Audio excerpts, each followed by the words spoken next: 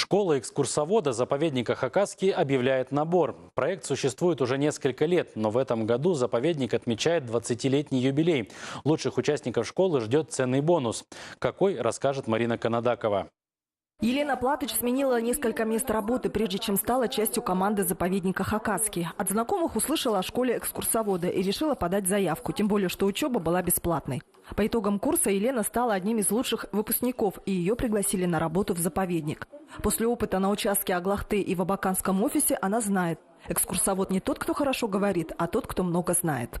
Иногда задают такие вопросы интересные, и на них даже очень интересно отвечать. И когда ты подкован в этой информации, когда ты ищешь материал, когда ты читаешь литературу, тогда ты более уверен, ты уже знаешь, что ты сможешь ответить на ряд определенных вопросов, даже иногда не касающихся той информации, которую ты рассказываешь. Хороший экскурсовод не только знаток истории и культуры, но и немного психолог. В зависимости от аудитории необходимо интересно и доходчиво преподнести предмет разговора. Всему этому учат в школе заповедника Хакасский. В этом году будет сделан акцент на специфике работы именно в особо охраняемой природной территории. А для чтения лекций пригласят лучших специалистов из Томской области и Красноярского края.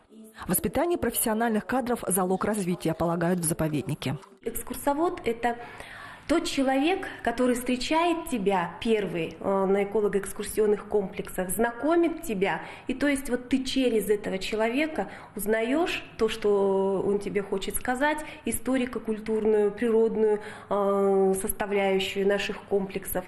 3 лучших выпускника смогут пройти практику в особо охраняемых природных территориях других регионов, в том числе в природных парках Красноярские Столбы и Ергаки. Прием заявок продлится до 6 мая.